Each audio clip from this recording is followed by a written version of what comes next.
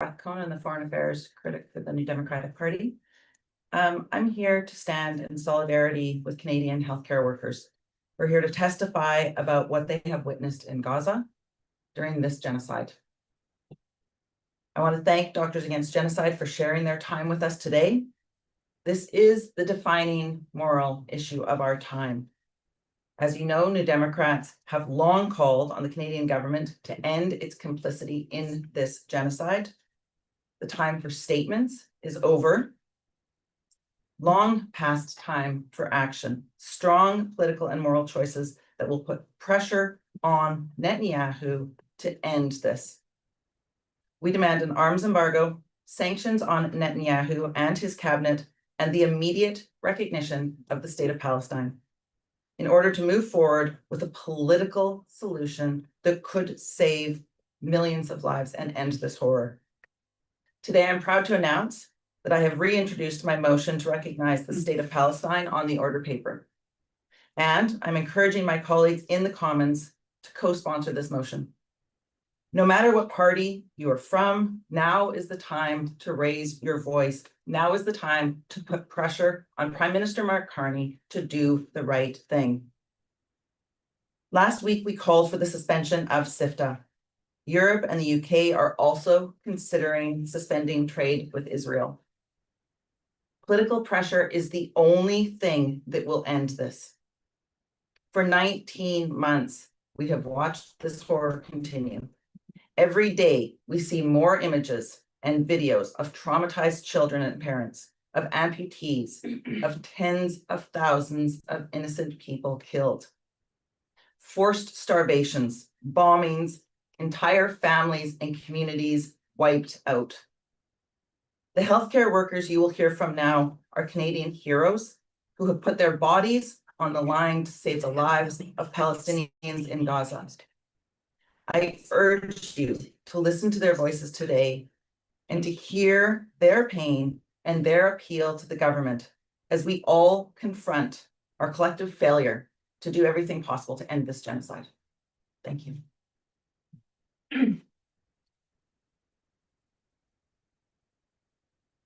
Thank you so much, Heather. Really appreciate your moral clarity and moral courage in this moment that requires all of us to show that same level of courage. Good morning, everyone. My name is Mesah Hawash. I'm a healthcare professional, a workplace equity and inclusion expert, and one of the founding leaders of Doctors Against Genocide, a global coalition of healthcare workers and advocates who refuse to stay silent as the world witnesses a catastrophic assault on human life, dignity, and the very foundations of medical ethics. We are healthcare workers who took an oath to protect life, an oath that now compels us to speak truth to power. I stand before you as a Palestinian Canadian who knows exactly what it means to live under brutal occupation, where occupying forces control your breath, your dreams, your very right to exist.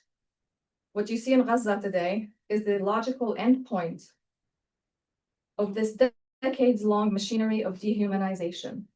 Hospitals bombed, not just to kill patients, but to erase healing itself.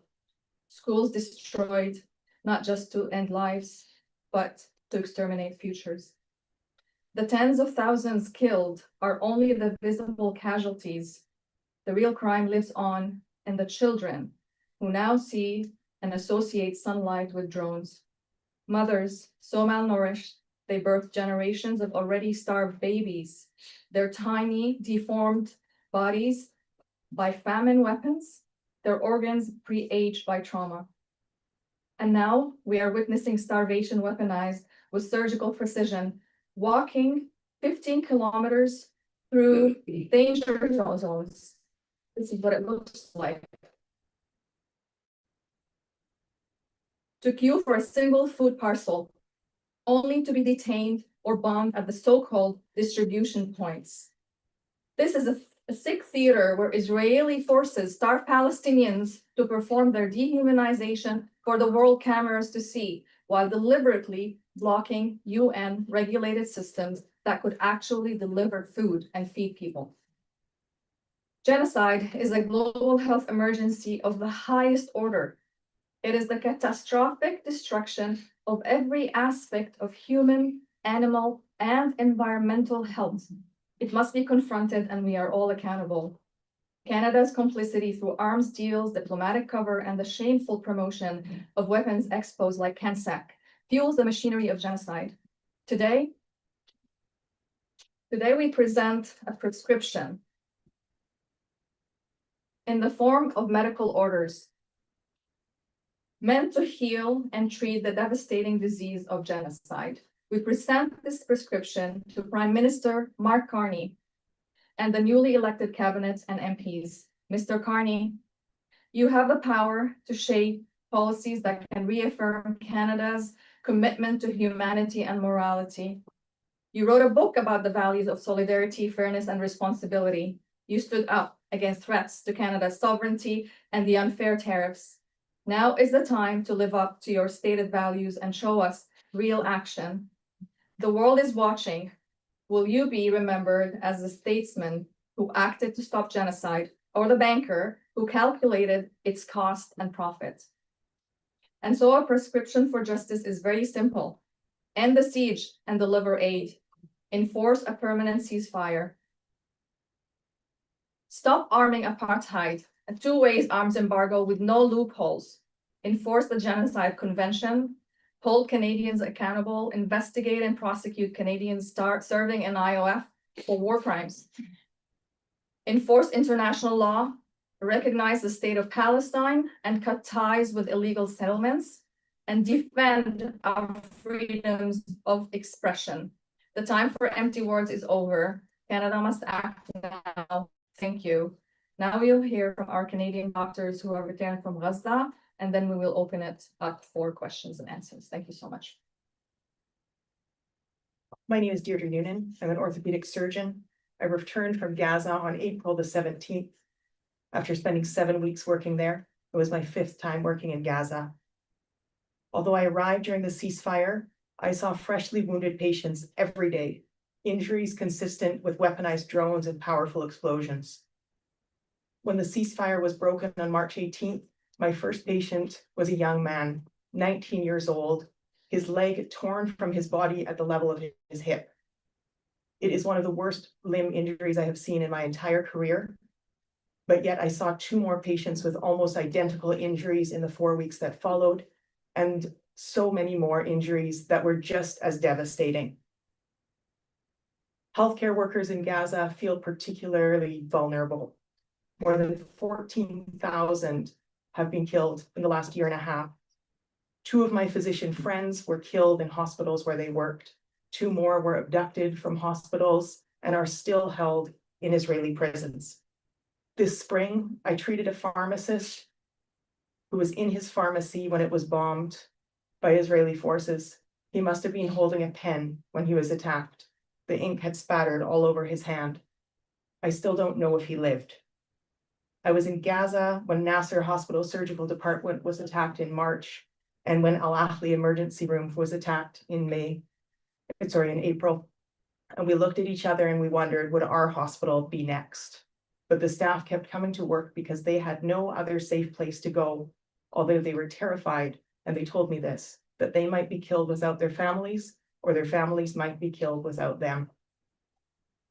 I was home already on May 13th, when my hospital, the European Gaza Hospital, was attacked with numerous Israeli airstrikes, which put the hospital out of service, killed and injured around 60 people.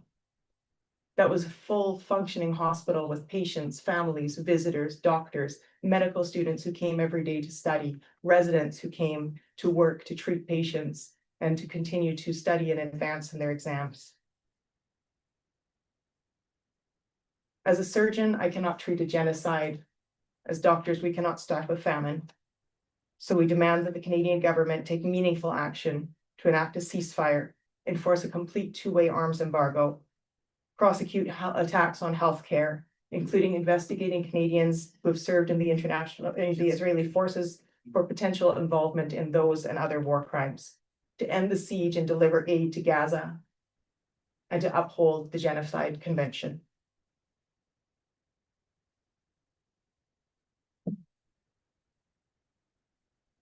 My name is Dr. Sarah Lalonde. I'm a Montreal-based double certified emergency and family doctor. I worked at the European Gaza Hospital from late January until February 27th of this year. I saw many things that go against our Canadian values. I saw a young boy, Yusuf, who loved, in this picture here, who loved to play soccer and could sing beautifully, who loved his mother more than anyone else in the world. He was a small boy, even smaller than his age would have predicted. He was a primary school aged child who was shot by a sniper during the ceasefire and had a painful journey in our hospital. He was no fighter. On top of the trauma, on top of that, now he has to deal with starvation, and now he is at risk for dying from starvation. Every human being deserves medical aid in that situation. I have, as someone who's been in settings where children have experienced severe malnutrition, and as someone who has seen children die from malnutrition, I have witnessed firsthand the suffering of children who are starving. And on children last for their whole life. If we think about Ottawa, if we think of all the children between 0 and 4 here in Ottawa, the number of children who have severe malnutrition requiring urgent treatment in Gaza is much beyond that, of all the children from 0 to 5 requiring urgent treatment in Gaza. Every single one of us has loved a child at some point in our lives. I challenge you and everyone else here in Canada to see the children of Gaza in their children and those of your family and your friends. These children deserve the care, dignity, and support that we have an obligation to provide. We cry that what we're seeing in Gaza does not fit with our Canadian values. And we cry because, as healthcare professionals, because we are unable to stop this, despite the fact that we're from such a powerful country. Right now, as Canadians, we have a small window to act. And if we don't, it will be a blot on our history. We need to bring medications and food urgently into Gaza. We need to create a real arms embargo, and we need to enforce the Genocide Convention.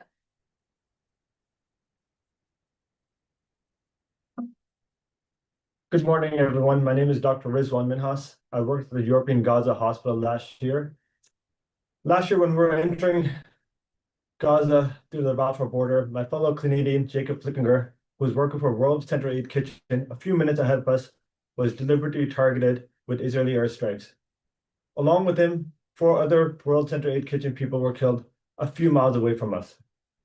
I stand here today, not for myself, but for the wusses underneath the rubble, for the children bombed in their beds, for the doctors killed in their scrubs. There is no independent journalism allowed in Gaza at this point, but there are international doctors. We've been there. We are the eyewitnesses to this genocide. We are telling the truth. And yes, IDF forces are lying to you. Innocent people are being killed in mass numbers, from paramedics to doctors and even children. Gaza currently has the highest amount of child amputees per capita in the world. This never happens. It does not happen unless you deliberately target innocent civilians. To those people like Douglas Murray who mockingly ask, have you even been there?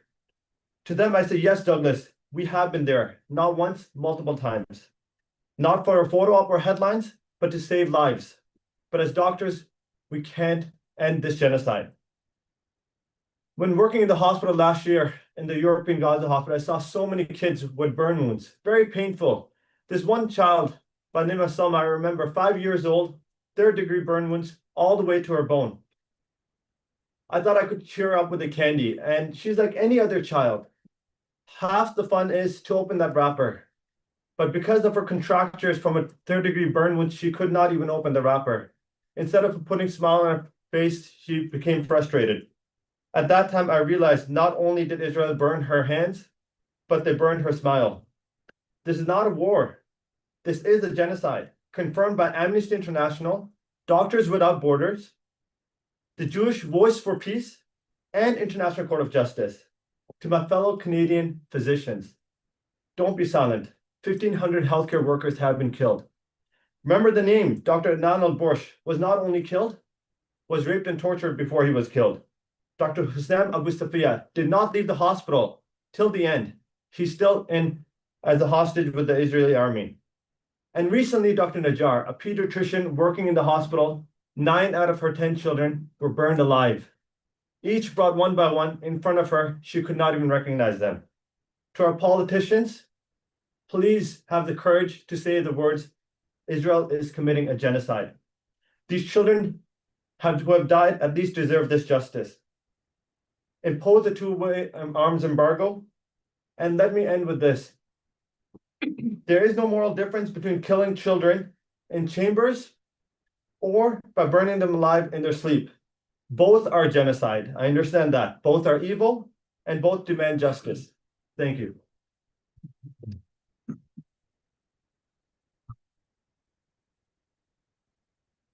My name is Epang Gi. I'm a family doctor, and I've studied how colonialism affects the health of Indigenous peoples in the settler colonial state of Canada, and also Palestinians in occupied Palestine. I was in Gaza last year as a medical volunteer in primary care clinics in central Rafah, and I witnessed with my own eyes the impacts of forced starvation on the children I cared for. This is an entirely preventable famine imposed on the Palestinian people in Gaza by Israel and also its allies who are withholding life-saving food, water, and medical aid to an entire population under illegal occupation and blockade since 2007, which has also included the Israeli policy of limiting food to only meet the minimum amount of calories to avoid malnutrition, effectively putting the entire population of Gaza on a diet. This colonial practice of starvation is not new. Sir John A. Macdonald, Canada's first Prime Minister, used this tactic to ethnically cleanse and displace the Indigenous population and hit, in his own words, that they were kept on, quote, the verge of actual starvation, unquote. Earlier this morning, I was at the protest against CANSEC, which is Canada's, quote, premier global defense and security trade show, unquote, run by CANSEC, the American Association of Defense and Security Industries, a defense industry lobby group whose board of directors include executives from companies that supply the Israeli military. One such company that is attending this conference, this trade show, is Gastops. With their sole manufacturing facility located in Ottawa, they are the only manufacturer of specific engine sensors that go into the F-35 fighter jets. These are the same fighter jets that are dropping 2,000-pound bombs on Palestinians in Gaza as we speak. Companies in our own backyards are funding, supplying, and fueling this genocide. This is our problem to solve. This is our complicity that we must end. This is our responsibility to the collective liberation for Palestinians who deserve life, dignity, and freedom from occupation, apartheid, and genocide. Free Palestine. My name is Doro Gardo. I run a Canadian medical organization that sends in medical aid and personnel under the World Health Organization. We're here today to sound the alarm about the collapse of the humanitarian system and Canada's role in failing to uphold the international laws that it claims to defend. Just yesterday, we witnessed the brutal reality of the so-called Gaza Humanitarian Foundation, which revealed itself not as a humanitarian effort, but as a militarized spectacle. Starving Palestinians were drawn into an active conflict zone with the promise of food, only to be met with armed personnel, gunfire, and chaos. This is not humanitarianism. This is using hunger, fear, and humiliation to dehumanize a population. And the suffering is not accidental. As Dr. Majid, a Palestinian ER physician in Gaza told me, and I quote, "In Gaza, starvation is not a byproduct of war. It is being used as a weapon. I have treated children reduced to skin and bones, dying not because of rare disease, but because they lacked food, clean water, and basic formula." Canada is legally obligated under the Geneva Conventions to ensure that aid is delivered impartially and that humanitarian access is protected. I urge our leaders, especially Prime Minister Mark Carney, to act in line with the message of his own book, published in 2021 called Values, Building a Better World for All. In it, he argues that we must place human dignity and shared moral commitments above markets, politics, and power. If our values mean anything, they must mean something now in Gaza. We therefore call on the Government of Canada to reject the militarized aid model, to restore full access to the UN and legitimate humanitarian organizations, to ensure aid is delivered safely, neutrally, and at scale, not through armed contractors, and to withhold Canadian funding from any entity that fails to meet these humanitarian principles. This is not only a test of Canadian policy, it is a test of our values. Thank you. Can you just clarify if you're yourself a doctor and been in Gaza? Like I have been in Gaza. I am a PhD, not an MD. Thank you very much. Thank you.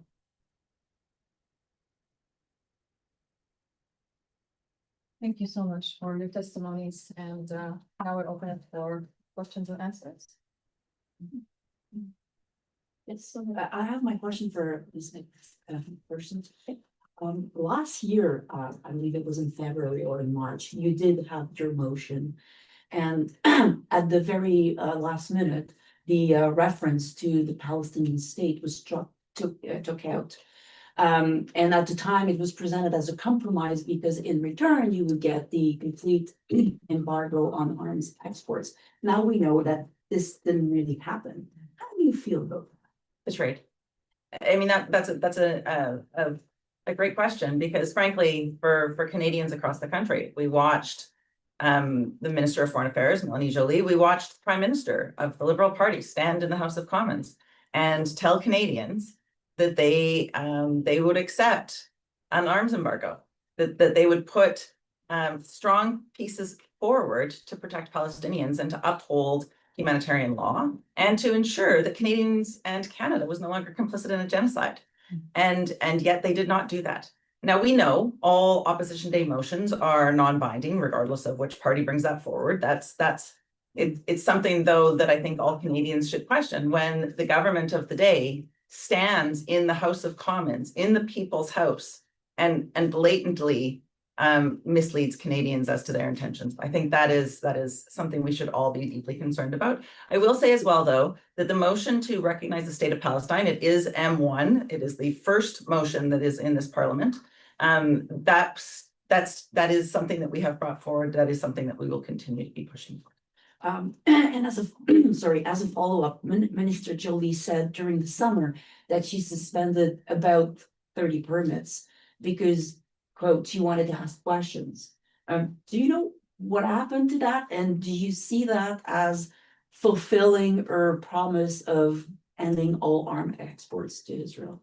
We asked very clearly for all arms and military grade materials to stop flowing to Israel, including that material that was going through the United States. Now, this is something that is according to Canadian law. Like, let's be very, very clear. The Canadian legislation, the Arms Trade Treaty, dictates that we are not able to send weapons. It is against the law to send weapons to anywhere that may be committing a genocide. We're also signatories to the Genocide Convention, of course. So for her to say, here's a little bit, we've done a little bit, here's a little bit, trickling out information to us, providing very little information to Canadians was dishonest. And I would also say as well that even at this moment, we know that there is not a two-way arms embargo with Israel. That is a challenge and that is a problem. And we need the Canadian government to be answering for why that is the case. Can I ask, last year when you presented that motion, the NDP had a much larger caucus. I believe you still had the agreement with the Liberal Party. Now you reduced to a caucus of 7. The Bloc Québécois is also asking for sanctions against Israel, but they also lost a lot of MPs in the last election. What leverage do you guys have now to be pushing the Liberals to, say, apply sanctions on Israel or recognize the state of Palestine? Well, thank you for the question, Rafi. Listen, the New Democratic Party at 7 members is still the balance of power. We still have a minority government. The government cannot pass anything without the support of other parties. They will need to work with other legislators to get anything done.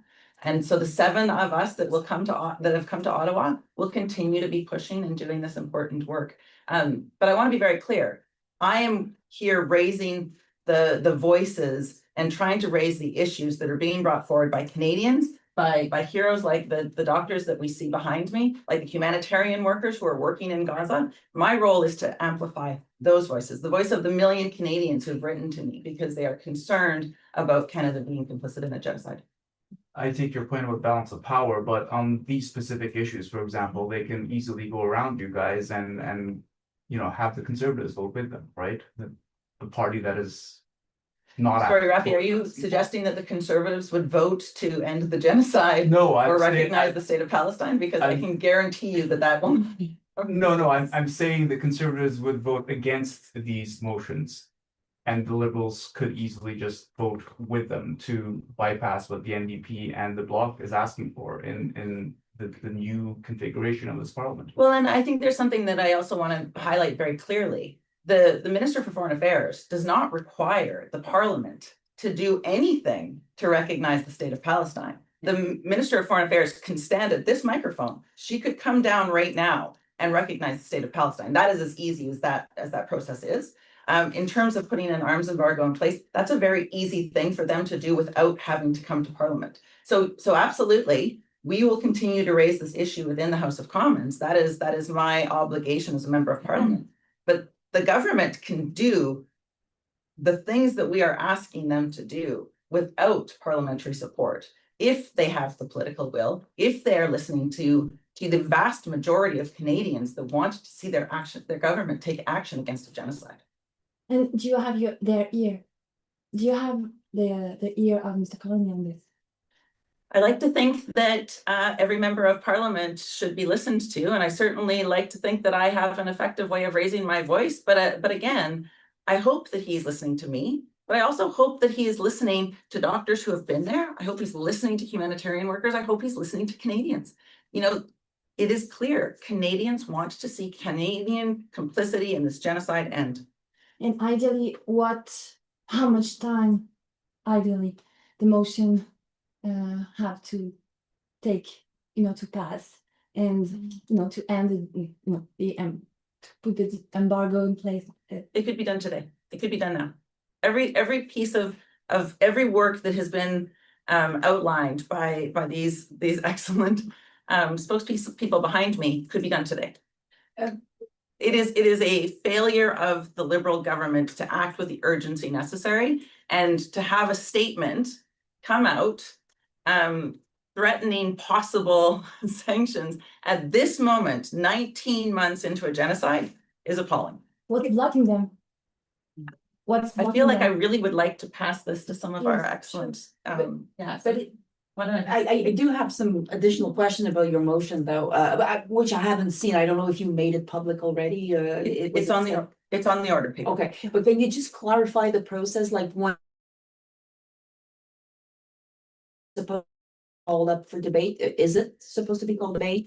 I mean, it's important. I understand, and we heard everything that was said by the So other there will be a people. lottery for private members' business. That happens. Sorry, repeat that. There will be a lottery for private Okay. members' business. That is the process of every parliament, at the beginning of every parliament. That lottery hasn't taken place yet. Okay. So it will depend on where that is on the where my name is drawn on the order paper. And- But again, and I realize that this is important and it is an important clarification, but I want to be crystal clear. The minister could do it today. She does not require any of us to support her. She does not require anything except a microphone to be able to recognize the state of And Palestine. do you ask for something else? I heard you about the arms embargo, calling for the genocide, the recognition of the Palestinian state, But is there something else you're asking? I believe some people are talking about measures against Mr. Netanyahu himself. Yeah. But what form, like concretely, what form would it take? And I mean, he's not coming to Canada anyway, so We would like to is there an ensure that impact? those sanctions are put in place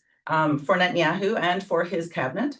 We would also like to ensure that What Canada is revisiting the trade relationship that we have with Israel at this time. And we've released a statement on that you can. Sorry, go ahead. You're first. I'd like to hear from those of you who worked at the European hospital. When the strikes occurred earlier in May, Israel said that it was targeting underground terrorist infrastructure. And for those of you who are on the ground there, can you tell us whether you saw any evidence of any infrastructure or aware of any terrorist infrastructure on the ground? No. I don't know what else I have to say other than that, but no, I have seen nothing. No physician, surgeon, or other volunteer internationally I have known has seen something. This includes people that have been working in Gaza with NGOs for more than 20 years.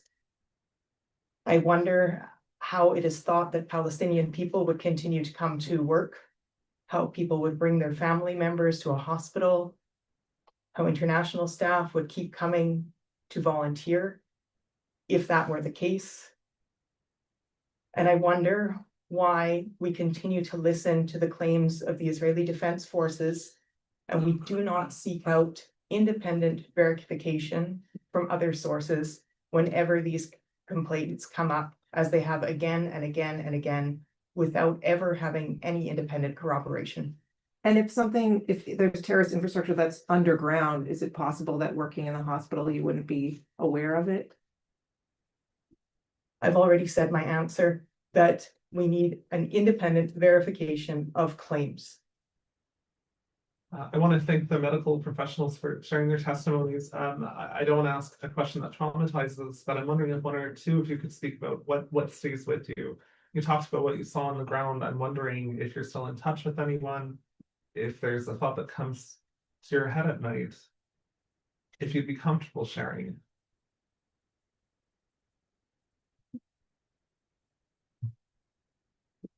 There's a lot of stories that keep coming back to me as I reflect on my time in Gaza, and I'm in constant communication with the team that I was part of. I called my boss when the hospital was bombed in Gaza, and he was there with a team of nurses. The nurses on the video call looked me in the eye and they said, "We're starving." And my boss was there. He was trying to organize the evacuation of the department. As you can imagine, organizing an evacuation where you have very little places to evacuate to is a near impossible project. And he had stayed there to take care of his staff and sent all the other staff home. So that's one of the stories that really stuck with me most recently in May. I also met another patient who I met in the emergency room. He was extremely sick. One of his family members actually came to the emergency room with him, was a nurse at another hospital, and was in the resuscitation bay with us while we were trying to save the patient. And I was extremely worried that the patient was going to die. When I went to go visit him on the ward, I came to understand a little bit more about his life, that he had 6 children. And he said to me, he looked at me in the eye, he said, "Why did they target me?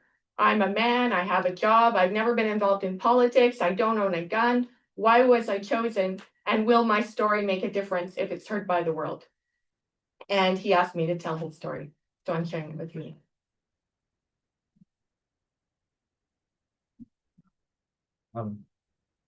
I think like any one of us who have worked in Gaza, you meet and befriend people and you stay in touch. I think about Mohammed, I think about Abdullah. These were the Palestinian ambulance drivers that drove me and my team around as we worked at the clinics, visited European Gaza Hospital to deliver medications and supplies. And to be in touch with them, they tell me how they can't feed their children. When I was there last year, they were sharing their food with us. And to see Palestinian healthcare workers like themselves express this form of dignity and humanity to visitors, to guests on their land, they wish that they could have done more, actually. And now I don't know what to say back to them. I don't know what to text back, because we're witnessing in real time, live streamed, their annihilation and extermination of an entire an entire community. So I don't know what more to say to them. I don't know what more to say here. We have time for one very last quick question. Can I just get an assessment from Heather or anyone here about the Carney government so far? The statement from the 3 nations, the statement from the non that Israel is using food to weaponize, and any, especially any non-public discussions. If you've been able to reach the minister or PMO, are they talking about this? I realize they're not meeting the bar for what you're looking for, but I'm more curious if there has been any change under Carney before and after the election versus Trudeau. I would like to pass this over to the the doctors, but I will just say very quickly that there has been no communication. From my perspective, there has been no change. I add one thing to the stories that we hear from, so Doctors Against Genocide, and we have doctors who work with us all the time. One of the stories that stuck with us is a testimony from Dr. Muhammad Fazez. He said, do you know what a starving child looks like towards the end? They can't cry. Their heart slows down and then it just stops giving up on the world. So I want to leave you with this image. Imagine children starving, unable to cry, and just completely slowing down and stopping because this world has let them down. So I want to leave you with that. And I have a copy of the prescription for anyone who would like it. Thank you. This concludes the press conference. Merci, c'est ce qui conclut cette conférence de A presse. little bit off subject, but Mr. Epang Gi, I remember you made the headlines 2 years ago, I believe, with the Ottawa U. Can you just tell us what happened with you since then? Like, what exactly came out of this? I resigned from the University of Ottawa Uh-huh. because they decided to reinstate me, but without an apology. Even their own investigative subcommittee recommended an apology. And they have put in no mechanisms in place to protect people from this kind of, heavy-handed tactics of anti-Palestinian racism and persecution. I've actually testified on this at a committee. I resigned from that university. I've moved on. I work at other clinics and at the Act, and I'm taking the University of Ottawa to kill it. Is that still on? That's still ongoing. Thank you. Thank you, everyone. Thank you.